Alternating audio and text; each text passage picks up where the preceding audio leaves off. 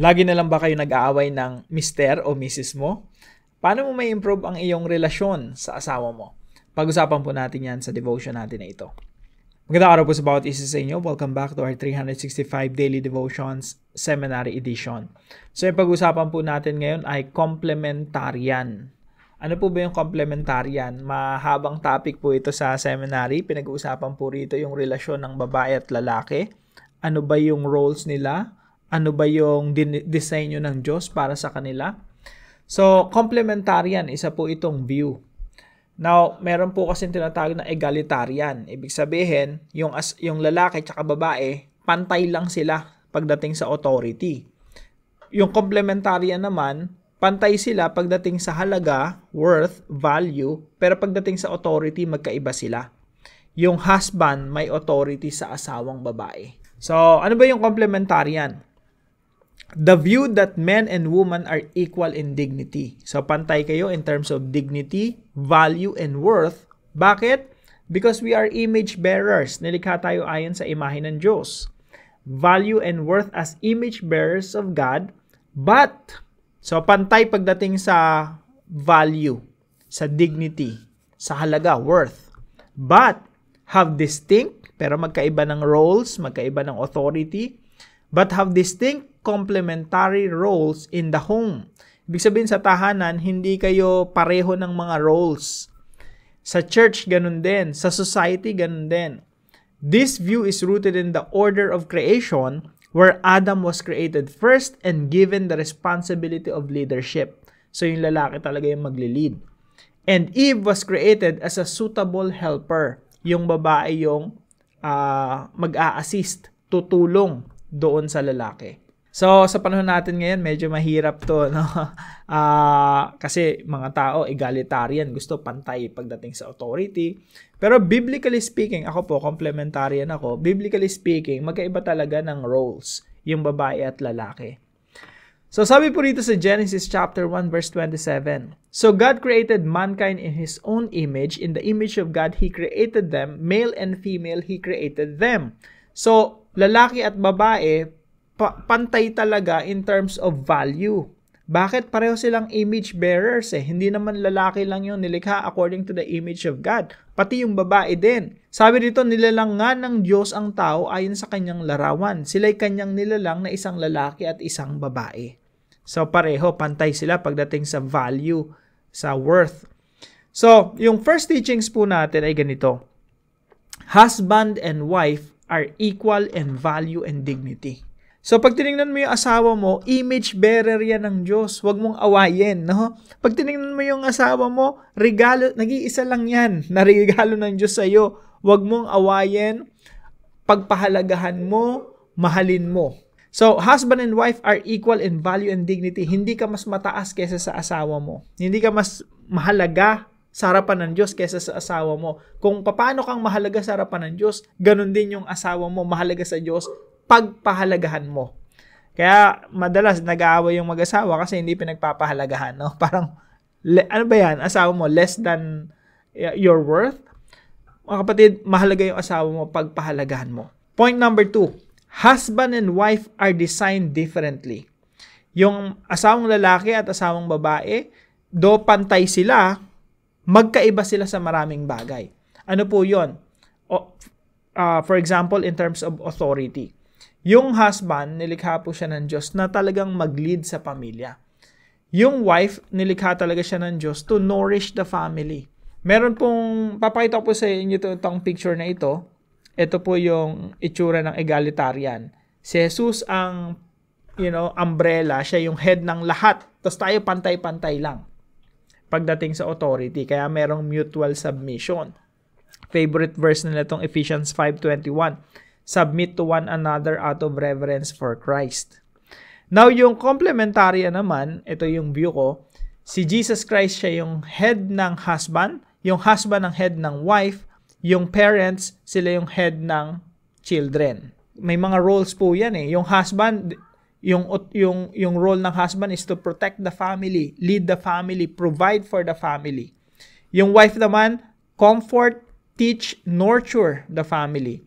Children naman, you have to love your parents, obey your parents, honor your parents. So yan po yung role. Sabi po sa 1 Corinthians chapter 11 verse 3, makikita niyo po yung order eh. Si Jesus ka, mayroong head eh. Tayo pa kaya? So sabi dito, but I want you to understand that the head of every man is Christ. The head of a wife is her husband, and the head of Christ is God. So God, Christ, husband, wife, children. Malinaw po 'yon sa Bible. So mayroong mga different roles. Sabi nga rito sa Ephesians, no? Wives, submit yourselves to your own husbands as you do to the Lord. For the husband is the head of the wife, as Christ is the head of the church, his body, of which he is the Savior. Now as the church submits to Christ, so also wives should submit to their husbands in everything. Husbands, love your wives just as Christ loved the church and gave himself up for her. Ano yung role ng wife? Magpasakop sa asawang lalaki. Ano yung role ng asawang lalaki? Mahalin mo ang iyong asawa kung paano minahal ng Panginoong Jesucristo yung iglesia. Paano minahal ng Panginoong Jesucristo yung iglesia? Namatay siya para sa iglesia. Kaya ganun yung demand ng Bible eh. You need to love your wife to the point of giving your life for your wife. Ganun po kabigat, no? At yung babae naman, kailangan mo magpasakop sa asawa mo kung papaanong nagpapasakop ang iglesia sa church, ang iglesia sa Panginoong Jesucristo. Now, sabi po rito sa Genesis chapter 2 verse 18, the Lord God said, it is not good for the man to be alone. So, nung nilikha ng Diyos si Adan, mag-isa lang siya. Ang ganda ng creation, eh, everything was good. Talagang paulit-ulit, it was good, it was good, it was good, it was good. Suddenly, merong it was not good. Ano yung not good? Sabi dito, it is not good for the man to be alone. Sabi ng Diyos, I will make a helper suitable for him. So, yung Diyos, nilikha si Adan, meron siyang role. Ano yung role niya? I-lead, to take dominion, to lead the creation. Siya yung head, siya yung leader ng creation. Pero sabi ng Diyos, something missing.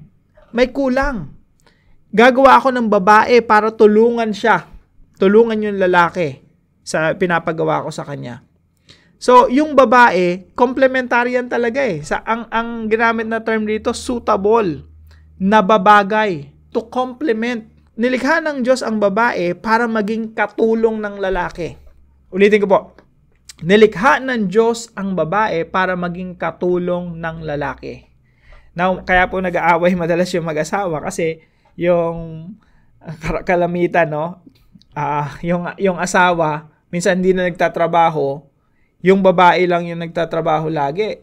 Kilos ng kilos. Si lalaki ayaw kumilos. Bakit ayaw kumilos ni lalaki? Sasabihin ni lalaki, kasi nilikha ka ng Diyos para maging katulong ko, kaya ako buhay hari. Hindi po ganun yun. Sa Bible po, yung babae katulong ng lalaki, ibig sabihin yung lalaki mas maraming ginagawa. Kaya yung babae katulong. Nung ginawa po ng Diyos si Adan yung binigyan niya ng maraming trabaho. Tapos nilikha niya yung babae para tulungan si Adan. Napakaganda po ng disenyo ng Diyos eh. Yung lalaki, you have to make sure that you are doing the will of God. You are obeying God. You are doing what God wants you to do. Tapos yung babae, tutulungan ka na gawin mo ang pinapagawa ng Diyos sa'yo. Hindi pwedeng katulong yung babae tapos yung lalaki walang ginagawa. Sa katutulungan ng babae. Kung wala ka naman ginagawa. Dapat ginagawa mo yung kalooban ng Diyos, sumusunod ka sa Diyos, ginagawa mo yung pinapagawa ng Diyos. Kasi dinisenyo ng Diyos ang babae na tulungan ka na gawin mo ang mga bagay na pinapagawa ng Diyos sa iyo. So marami po, malawak po itong topic na to, no? Pero gusto ko lang maging aware tayo, talagang iba yung roles natin. Magkaiba talaga tayo ng authority. Magkaiba tayo ng mga pinapagawa ng Diyos. Husband and wife are designed differently. Pangatlo po, husband and wife complement each other. Nilikha po ng Diyos ang babae at lalaki para mag-complement. Hindi para mag-compete, hindi para mag-away. Kaya kung kayo ay nag-aaway lagi ng asawa mo, normal naman yun, no? Sa fallen world, talaga nag-aaway yung mag-asawa. Pero kung puro away na lang, there's something wrong. Kailangan pong maayos yan. Kailangan kayong maging magkakampi laban sa inyong pinag-aawayan. Madalas po kasi may problema, finances, ang gagawin ng mag-asawa, mag-aaway. Hindi po ganun eh. You have to complement each other. Ibig sabihin, magkakampi kayo, ang kalaban nyo, yung problema nyo sa finances. So, laging ganun. Magkakampi kayo mag-asawa, ang kalaban nyo, problema. Hindi yung mag-aaway kayo dahil sa problema. Laging ang kaaway, yung iba, yung problema, hindi kayong dalawa ang mag-aaway. Now, i-apply po natin ito sa ating mga buhay. Number 1, complete, not compete with your partner. Ikaw ay niregaluhan ng Diyos ng partner mo ngayon. Regalo ng Diyos yan sa'yo. Huwag kang maipag-compete sa partner mo. Sa halip, you have to complete your partner. Sa Genesis chapter 2 verse 18, si Adan mag-isa lang. Sabi ng Diyos, there's something missing. Hindi kompleto. Kaya ang ginawa ng Diyos, nilikha niya yung babae to complement. Yung complement po, ano po yan pwede natin sabihin, kompletohin si Adan. So, ang partner po natin, hindi natin kinukumpit. Ibig sabihin, hindi tayo nakipag-away, hindi tayo nakipagpaligsahan.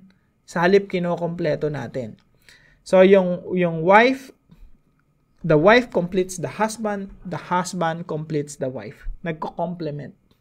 Yung mga roles natin, when in terms of authority and leadership, love and respect, nagko-complement lagi yon. Number 2, commit to love and submit according to the Bible.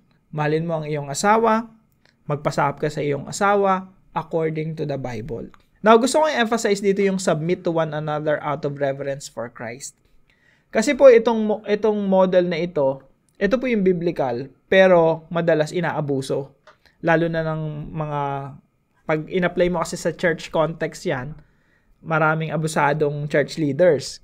Sa family din, sa tahanan, yung may mga lalaki rin na abusado, na lagi na lang sinasabing, ako yung may authority over you. Now, para po maiwasan yan, sinasabi rito, submit to one another out of reverence for Christ. Pag yung anak mo, o member mo sa church, o yung asawa mong babae, tama at biblical, at sumusunod naman sa Panginoong Jesucristo, at yung sinasabi niya sa iyo, makikita mo talaga na biblical, ayon sa prinsipyo ng Panginoong Jesucristo, magpasakop ka. Kahit ikaw yung pastor, ikaw yung asawang lalaki, ikaw yung magulang. Magpasakop ka doon sa anak mo. Magpasakop ka sa asawang babae. Magpasakop ka sa membro mo. Bakit? Kasi tama sila biblical. Ayon sa prinsipyo ng Panginoong Jesucristo, ikaw yung leader na sumusuway sa Diyos, magpasakop ka. Kaya sabi dito, submit to one another out of reverence for Christ. Isipin mo, galing kay Kristo yung lumalabas sa bibig ng asawa mo, anak mo o membro mo. Pag may mali kang ginagawa at nire-review ka, magpasakop ka. Pero hindi po ibig sabihin ito, tinatanggalan na ng Diyos ng authority yung magulang, asawang lalaki, o church leader.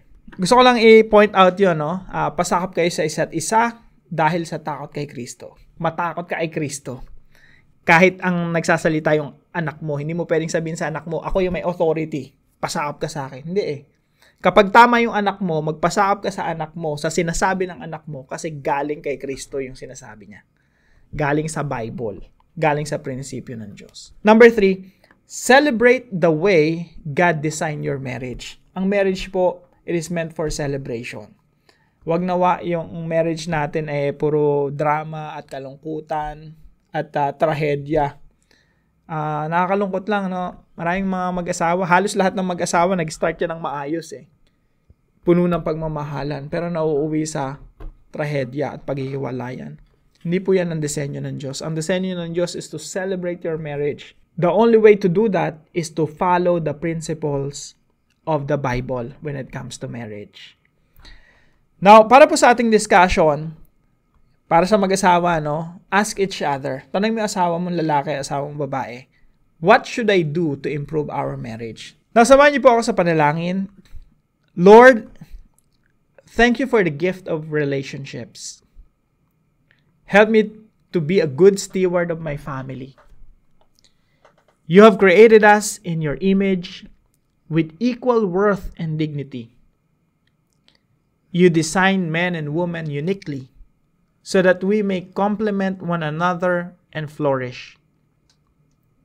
Your plan is beautiful and good, Help me to celebrate and embrace my God-given gender and role. Let me love and respect my spouse, knowing that you are the one who gave him or her to me. Instead of competing with my spouse, help me to complement and complete him or her.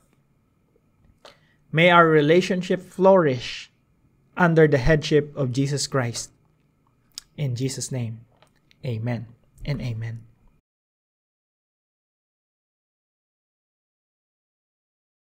Maraming salamat po kay Ma'am Candelaria sa pagsuporta po dito sa ating channel. Pagpalain po kayo ng ating Panginoon. At kung ano man yung natutunan nyo, paalam nyo lang po sa comment section right below this video. And please don't forget to share this devotion to your family and friends.